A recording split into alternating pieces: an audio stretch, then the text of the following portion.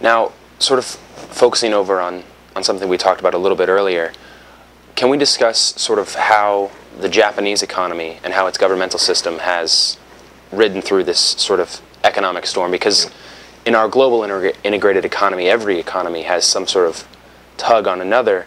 What is it that Japan is doing to see itself through that the United States either is not or cannot do? Well, the Japanese had, as you know, a major financial collapse in 1990 and 1991 through to 92, 93. As did most of Asia at that time. Well, there was some effect in the other Asian countries at that time, but then there was a big crisis for some of the others, Thailand in particular, in 1997. A few years later, yeah. Yeah. But the Japanese economy learned its lesson then, and there has been no financial crisis in Japan in recent years. Japan has suffered in recent years, and suffered financially, but only because its U.S. investments, its investments in British stocks and British bonds and so on, have suffered, American bonds, American stocks. So yes, the financial system in Japan is going through a little bit of a strain, but it's only because of external problems. Right. Internally, the Japanese economy is in reasonable shape. There's a bit of unemployment. Demand is not as much as people would like, but it's a much, much richer country than Americans understand. They are often told in the American press how bad things are in Japan. The authorities in Japan have a vested interest in telling you things are not going well, because that way you will not knock on the door pressing them to buy American imports, American exports rather. To the extent that trade is an issue, then they have an advantage in telling you that things are bad in Japan. My favorite statistic on the state of the Japanese economy is that is to look at the Michelin restaurant rankings. New York has 4 Michelin 3-star restaurants, meaning 3 stars, the top ranking in the Michelin system. Only 4 restaurants in New York get the top Michelin ranking. There are 11 in Tokyo. And this is a city that supposedly has a problem consuming. They know how to consume.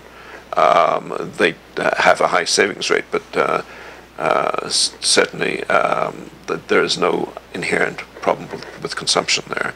The savings policy is a policy, and it tends to downplay imports, but and therefore has an effect on American exports. But that is a separate issue. They are investing for the future, and they continue to rise the graph in the curve in manufacturing sophistication. Their manufactured goods are now the most sophisticated in the world. Japan runs a huge export position with China. The Chinese would not import from Japan if they could make the stuff at home. And Japan is actually the only developed nation in the world, maybe the only nation in the world, that has a surplus against China in terms of international trade. Well, yeah, that's a complicated calculation, but basically you're right that Japan and China are running pretty much a balanced trade position. Hong Kong comes into it, and there are other issues.